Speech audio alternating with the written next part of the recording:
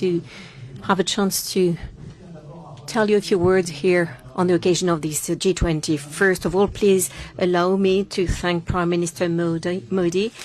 Faithful to its principles, India did its utmost for its presidency of the G20 to serve unity and peace and send across a message of unity while Russia is still waging its war aggression in Ukraine.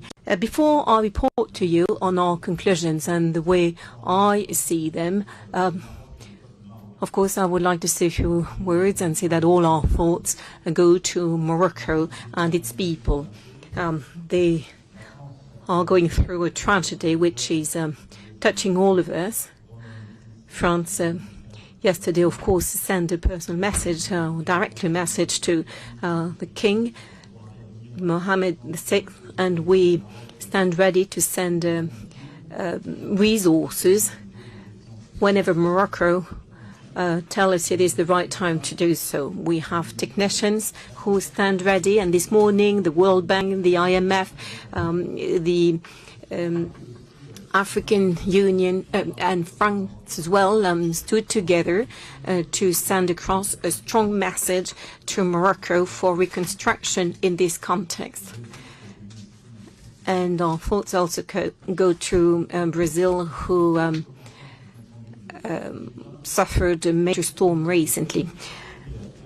In this context of the G20, I would like to commend the African Union for joining G20 as a full-fledged member.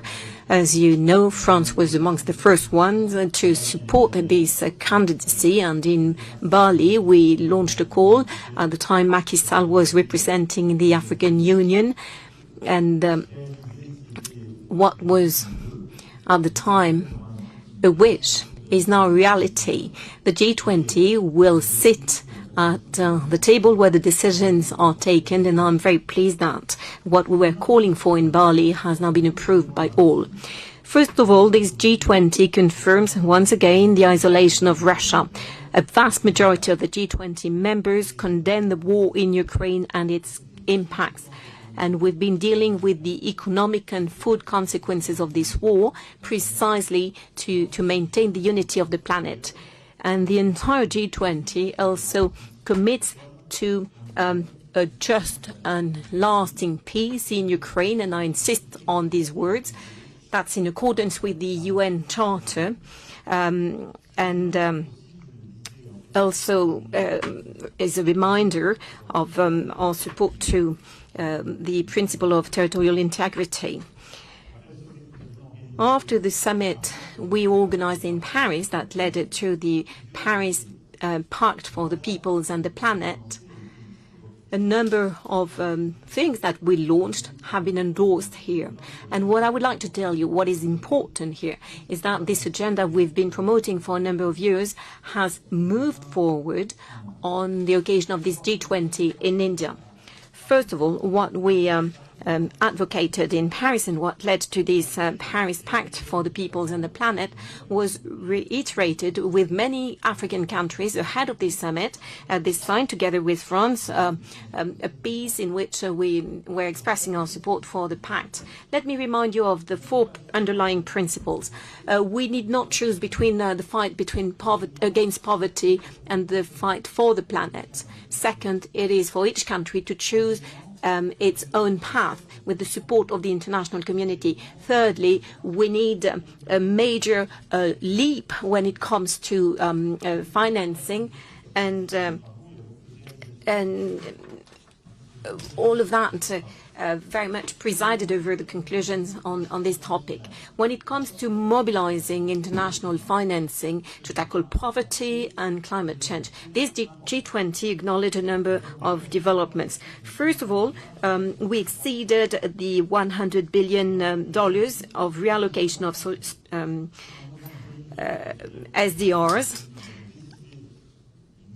It is in 2020, at the time that we decided with the IMF to issue some new SDRs. Then, when we worked on financing the African economies, we agreed to reallocate $100 billion to Africa. And now, and this is the work we undertook back in 2020, it is at last, genuinely $100 billion that are being reallocated. And France did more than what it was requested to do. We reallocated 40% of our SDRs. So I, of course, call upon all countries to continue and, most importantly, to deliver on what they committed to be doing. And next, this year, we will reach the target of $100 billion to finance climate transition in developing countries.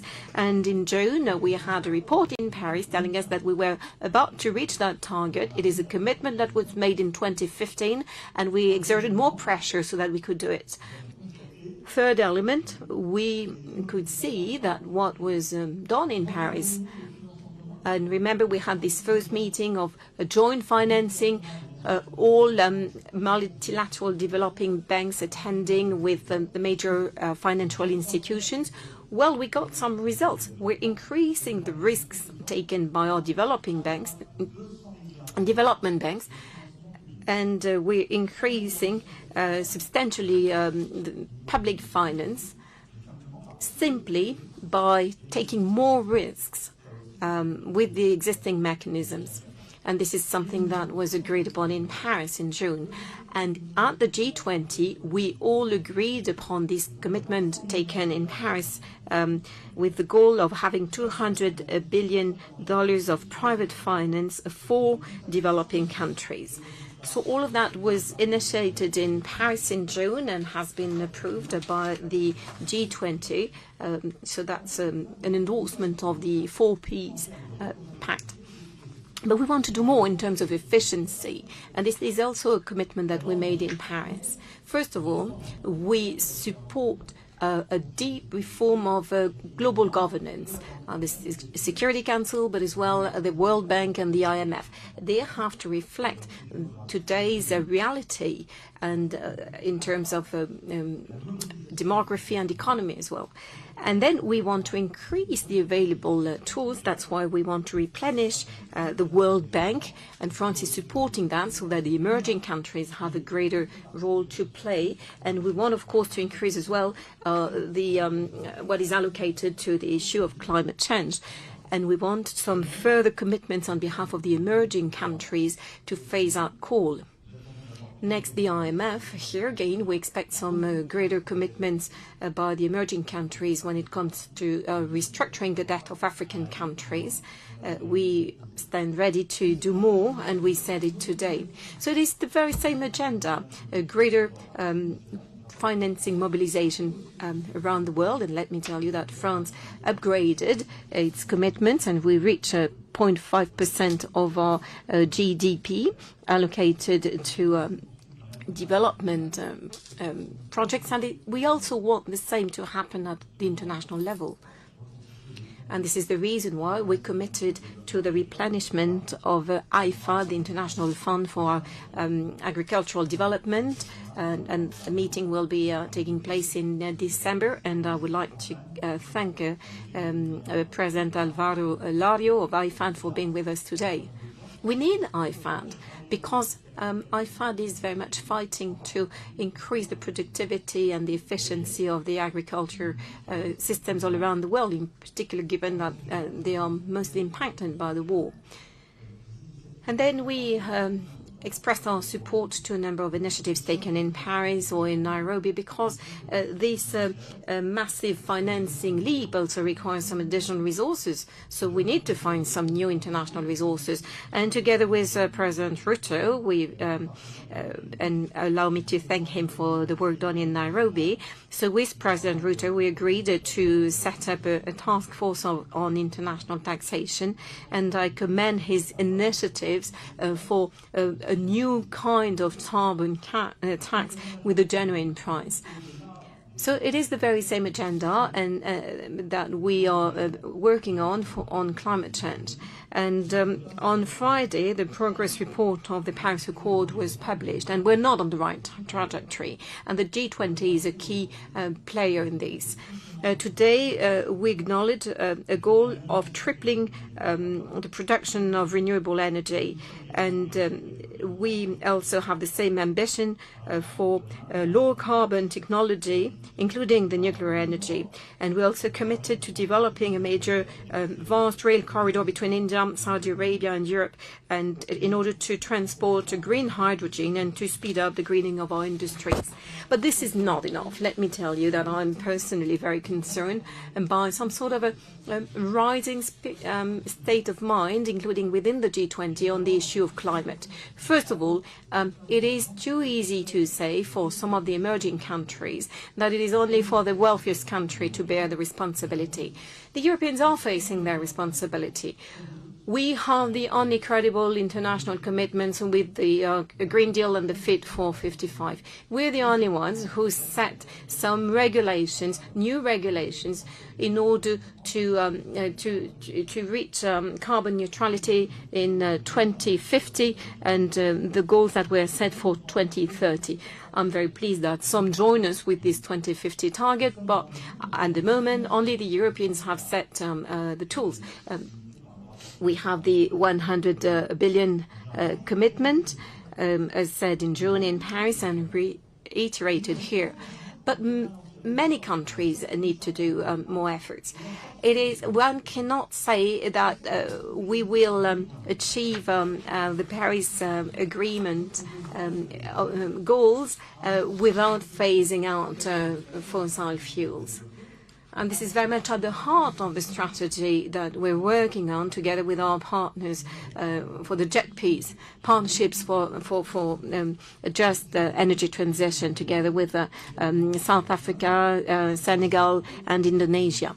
And this is very much what we've been discussing with a number of partners, including Prime Minister Modi. But more generally, with all emerging countries, we need to phase out coal, and much faster than we are doing. And we need to work on phasing out oil as well, because I can hear some telling us that beyond 2040, 2045, we could still live with oil while comply with the goals set in the Paris Agreement. But I think this is not the case. This is not true. I know it's difficult. It is troubling for a number of emerging countries. Nonetheless, we have to look at science. Lastly, I would like to tell you that we had a chance to talk about technology. On artificial intelligence, France has a double purpose. We want to develop innovation and investments and make sure there is no technological and digital divide on the issue of artificial intelligence. We want all of the G20 countries to have access to it for their development. And in addition, it is absolutely necessary to regulate these technologies, make sure that there is no fake or manipulation of information and anything that would threaten our democracies. So we support the idea of international regulations, and just like we did on minimal taxation and in other topics, we work together with the OECD. And together with Canada in particular, we launched a partnership for international artificial intelligence, and together with the support of the OECD. And the OECD can gather the international community beyond its members. And it is very much necessary for the purpose of regulating I.N.D.I.A. And once again, I would like to commend the Indian presidency of the G20. Brazil will take over, and they have our full confidence. We will work together with them closely on a number of topics: protection of forestry, food sovereignty, social justice. And as you know, since 2018, we've been strongly advocating these topics. G20 summit in New Delhi, which has been termed as a massive success,